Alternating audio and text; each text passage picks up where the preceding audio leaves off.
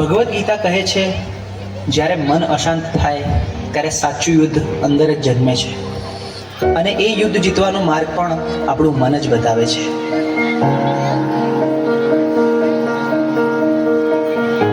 ચલો છોકરાઓ, આજે ચેપ્ટર 6 ની આપણે ટેસ્ટ કરીશું, બરોબર?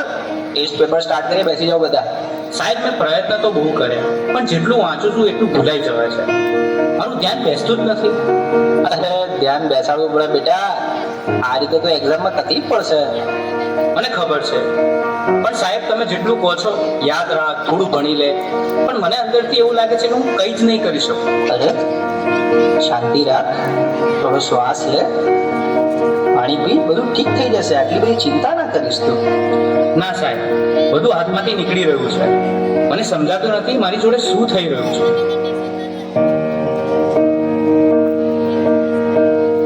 તું ક્યારે વાતને સિરિયસલી લેતો જ નથી. દરેક વાતમાં મજાક. હું તારી સાથે હંમેશા ફસાઈ જાઉં છું. અરે પણ હું શું બોલ્યો? હવે આપણે સામાન્ય વાત તો કરતા હતા. તને આ બધું ઓકે અને મજાક લાગે છે, પણ જે વસ્તુ મને નથી ગમતી એને પણ તું મજાક માને છે. હવે સવાલ નથી થતો. અરે આટલી નાની વાતમાં આટલું બધું રિએક્ટ કેમ કરે છે?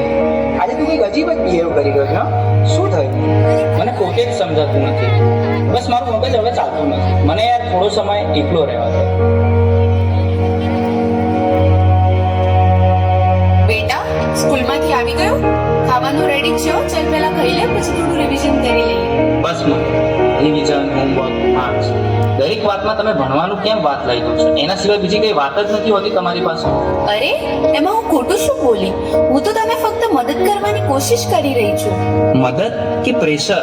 હું સવારે ઉઠું ત્યારથી રાત સુધી મારી ઉપર બસ કામ કામ કામ. અરે મને શ્વાસ તો લેવા દો. મને તો આવું ક્યારેય ના લાગ્યું કે તને આવું લાગે છે. તું ઠીક તો છે ને? સાથે વાત નથી કરવી.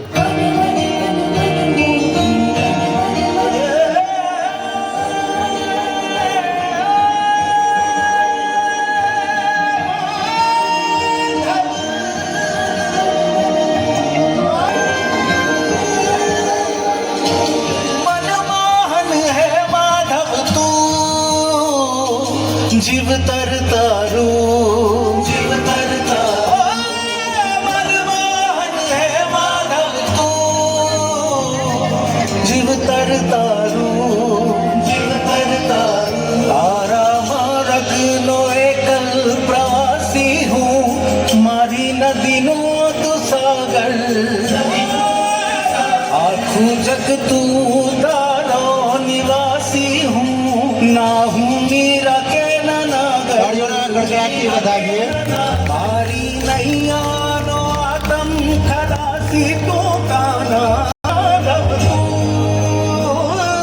જીવ તરતારું, જીવ તરતારું, મનમોહન હે માધવ તું. જીવ તરતારું.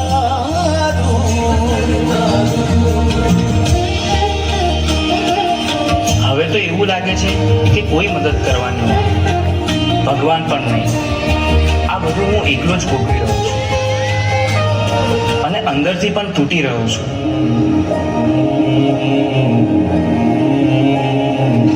ચક્રમ જગત ચક્રમ યુગ ચક્રમ ચ કેશવ આત્મયોગ્ય ભગવાન પરિવર્તય દેશમ.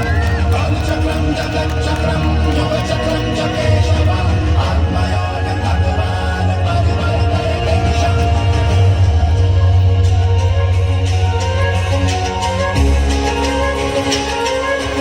શા માટે તું આટલો ગભરાઈ રહ્યો છે? તારી સામે કોઈ દુશ્મન થોડી છે. તું માત્ર તારા મનથી થાકી ગયો છે. મને ખબર નથી હું શું કરું. મારી સાથે દર વખતે ખોટું કેમ થઈ રહ્યું છે? તારી સાથે ખોટું નથી થઈ રહ્યું, તું પરિસ્થિતિઓને ખોટી રીતે જોઈ રહ્યો છે. તું સમસ્યાઓથી ઘેરાયો નથી, તું જવાબદારીથી ભાગી રહ્યો છે. તો હું આ બધામાંથી બહાર કેવી રીતે આવું? 3 વસ્તુઓ જીવનમાં હંમેશા યાદ રાખજે. સત્ય બોલ, ભલે મુશ્કેલ લાગે. ધીરજ રાખ, કારણ કે ડર હંમેશા છેલ્લે ભાગી જશે. પોતાને દોષ ના દે, બદલાવ લાવવા તું પૂરતો છે. તારા અંદર જે પ્રકાશ છે એને જાગૃત કર, બાકી બધું પોતે જ ઠીક થવા લાગશે.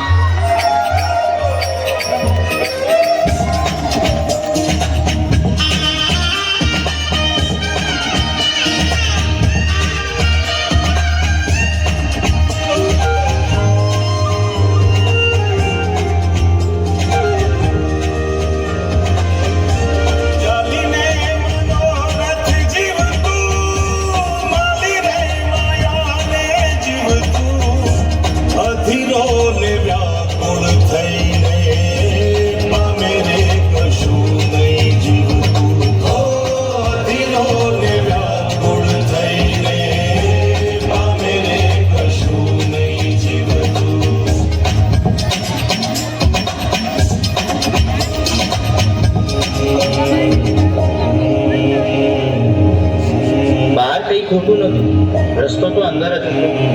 મન સ્વચ્છ બને તો એ દ્વારિકા બને છે, અને એવી દ્વારિકામાં નાથ ખુદ આવીને ઉભા રહે છે. હે યશોદાનો લાલો મારો, રાજા રણ છોડ છે. એણે મને માયા લગાડી,